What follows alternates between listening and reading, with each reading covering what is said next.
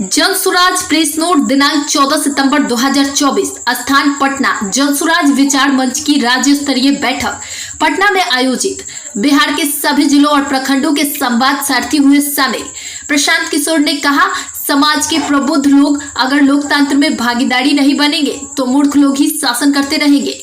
पटना जनसुराज अभियान के सूत्रधार प्रशांत किशोर 2 अक्टूबर को दल की घोषणा होने से पहले समाज के विभिन्न वर्गों के लोगों से मुलाकात कर रहे हैं। उसी कड़ी को आगे बढ़ाते हुए उन्होंने आज पटना के ज्ञान भवन में बिहार भर से आए समाज के प्रबुद्ध लोगों के साथ बैठक की, जिसमें उन्होंने बुद्धिजीवों के प्रश्नों का उत्तर दिया और साथ में समाज की समस्याओं और उनके समाधान पर विचार विमर्श किया।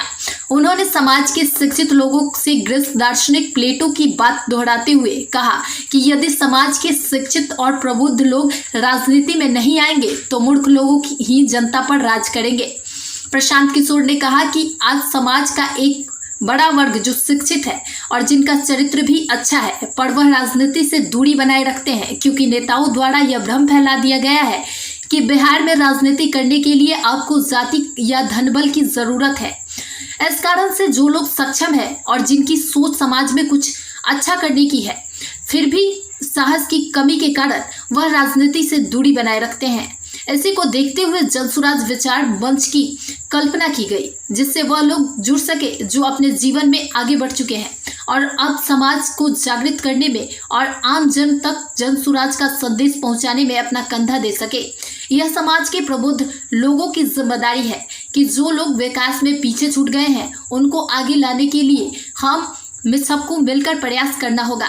इस कार्यक्रम में जनसुराज विचार मंच के सभी जिला संवाद सारथी और प्रखंड संवाद सारथी उपस्थित थे।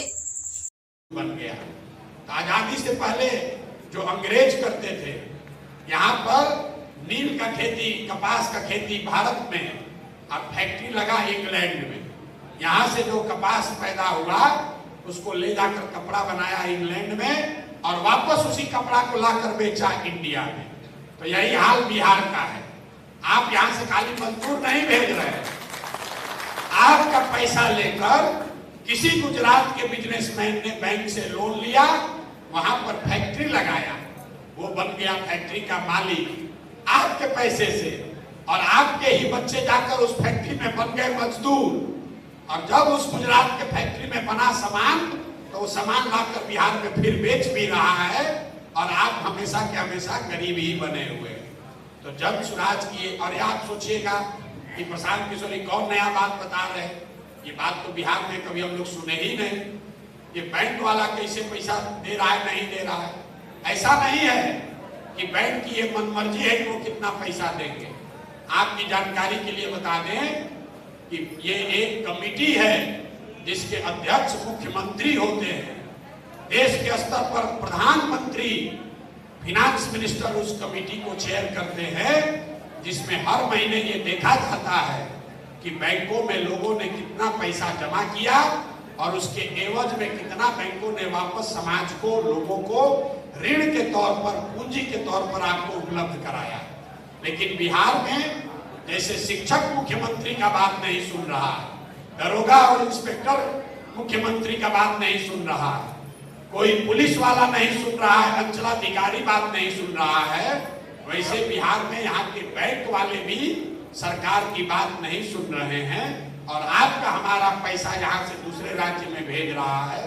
तो जनसुराज की सोच है, जो मैं गांव-गांव कह रहा हूँ, सिर्फ और सिर्फ अगर 70% जो पैसा हम लोग का अपना पैसा है, ये पैसा हम लोग को ऋण के तौर पर मिलने लगे तो हर साल बिहार में 2 लाख करोड़ रुपया, 2 लाख करोड़ रुपया अलग से निवेश होने लगेगा।